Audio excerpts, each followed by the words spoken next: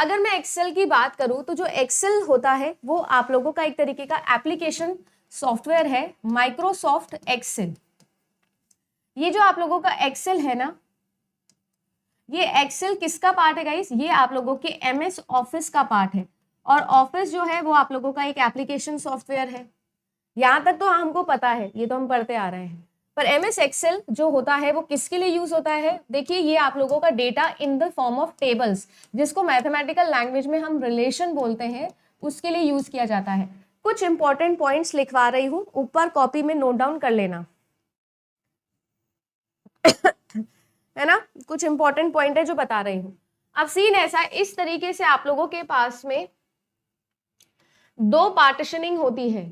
एक होती है हॉरिजॉन्टल पार्टीशनिंग और एक होती है वर्टिकल पार्टीशनिंग। जैसे टेबल होती है ना, बिल्कुल वैसे ही यहां पर अगर आप लोग गौर फरमाओ, ये जो है ना, ये जो आप लोगों का है, इसे हम क्या कहते हैं मैम? इसे हम लोग कहते हैं वर्टिकल। ये जो वर्टिकल पार्टीशनिंग होती है,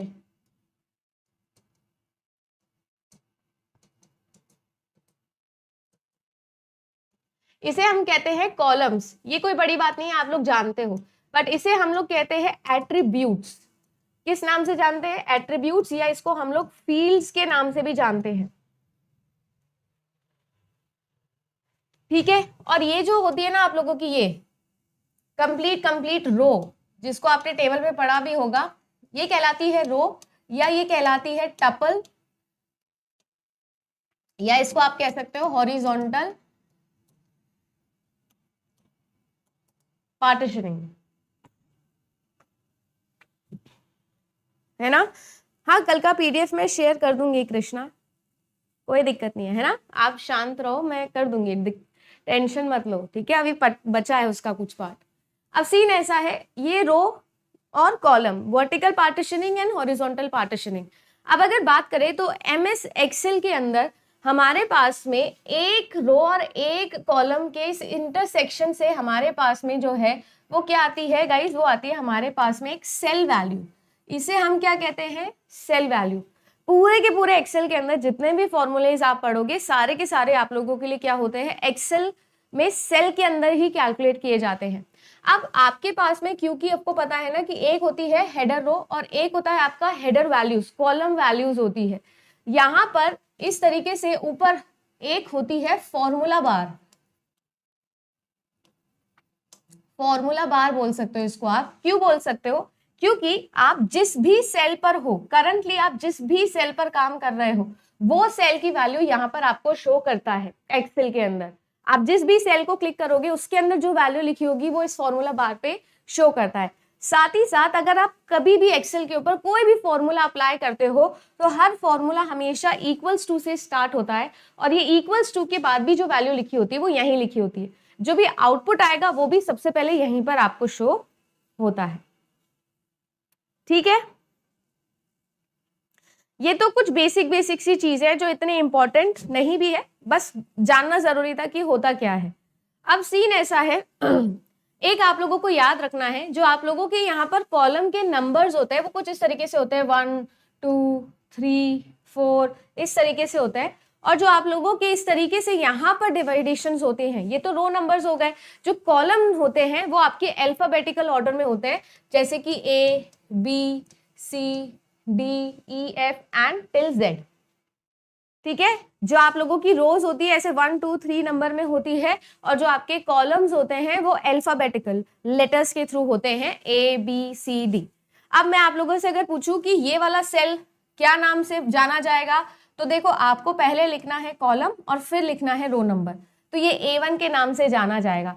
सिमिलरली मुझे जल्दी से बताओ मैम, इस वाली रो को या इस वाले सेल को हम क्या नाम देंगे? ये कौन से कॉलम में है मैम? बी में। और कौन सी रो में है? क्या कह रहा है क्वेश्चन? ऐसे कह रहा है मैम कि मेरे पास में जो है वो क्लास ग्रेड्स है 6 वीक पीरियड की, जो कि 3 टेस्ट के ऊपर बेस्ड है। ये जो टेस्ट नंबर्स है ये गिवन थे एग्जाम में। ये सोचो पेपर 1 के अंदर ऐसा क्वेश्चन पूछ लिया, टेस्ट नंबर गिवन है, test number 1, test number 2, test number 3। हमारे क्लास में होता था ना, ऐसे स्कूल में होता था। कॉलेज में तो देते नहीं थे हम कोई टेस्ट, स्कूल में ही दे पाते थे क्योंकि वहां बस नहीं चलता था। तो ऐसा होता था ना, क्लास टेस्ट हो रहे हैं, फिर वीकली टेस्ट होते थे, फिर यूनिट टेस्ट होते थे, फिर दुनिया जहान के पता नहीं कौन कौन से टेस्ट वो ले लेते थे, फिर क्विज भी आ जाता था, फिर होमवर्क भी आ जाता था। बिल्कुल वही चीज है।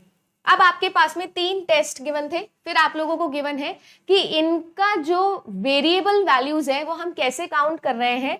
जो ये T1, T2, T3 है, इनको हम क्या कर रहे हैं, इनका 15% वेटेज है जो हम लोग हमारे फाइनल रिजल्ट्स में कैलकुलेट कर रहे हैं। आगे देखो, फिर हम लोगों ने क्विज लिए Q1, Q2, Q3, Q4, और इन क्विज का हम लोगों ने 10% वेटेज जो है वो अपने फाइनल रिजल्ट में कैलकुलेट किया। और फिर जो हमारा होमवर्क था, उस होमवर्क का भी हमने क्या किया, होमवर्क का भी 15% है जो वेटेज हमने कैलकुलेट किया। कुल मिला के इस क्वेश्चन में कह रहा है कि मैं बच्चे का क्या कर रही हूँ, बच्चे का रिजल्ट बनाने की बात कर रही हूँ, और मेरे पास में 3 तरीके के पैरामीटर्स है जिसके बिहाफ पर बच्चे के नंबर आते हैं। एक, उसके टेस्ट में कितने नंबर आए, क्विज में उसने कितना स्कोर किया, और होमवर्क उसने कितना किया। अब उसके जो 3 टेस्ट लिए उसका 15% वेटेज है फाइनल में, जो क्विजेस उसने दिए 4 क्विज उसका 10% वेटेज है, और जो होमवर्क उसने किया उसका और 15% वेटेज है। ऐसा मिला के हम लोगों को एवरेज बताना है कि बच्चे का एवरेज जो रिपोर्ट कार्ड है उसमें उसके कितने नंबर बनेंगे। तो सबसे आसान चीज है, हमको अच्छे से पता है, ये परसेंट वाला फंडा भूल जाओ, दिक्कत नहीं होगी। अब आप देखो, टेस्ट का भी 15 है और होमवर्क का भी 15 है, दोनों का 15-15% है। इसका मतलब ये है, अगर मुझे एवरेज निकालना हो तो मैं इन सब का क्या कर दूं, एडिशन कर दूं और डिवाइड बाय 15 कर दूं, इनको डिवाइड बाय 15 कर दूं, क्योंकि इन सब का 15% वेटेज है। और सिमिलरली जो हमारे क्विजेज हैं उन क्विजेस को ऐड करो और डिवाइडेड बाय 10 कर दो, तो आ जाएगा आप लोगों के पास में आंसर। ऐसे ही आप लोगों को वैल्यू निकालनी है, जिसकी भी निकालनी है, जिस भी स्टूडेंट की आप लोगों से बोला जाए कि एवरेज निकालो वो निकाल सकते हो। देखो यहाँ पर ऑप्शन में देखो, आपका B2, C2, D2 और I2 लिया हुआ है। देखो B2, C2, D2 और I2 ले लिया ना, तीनों के जतिन का रिजल्ट निकल रहा है। तो देखो तीनों का टेस्ट और उसका होमवर्क सब 15-15 वाले थे, 15-15 वालों को एक बारी में ले लिया। उसके अलावा जो आप लोगों का E2, F2, G2 और H2 है उसको प्लस करके डिवाइडेड बाय 10 कर दिया। Correct answer option number D. किसका रिजल्ट आ गया, जतिन का रिजल्ट आ गया।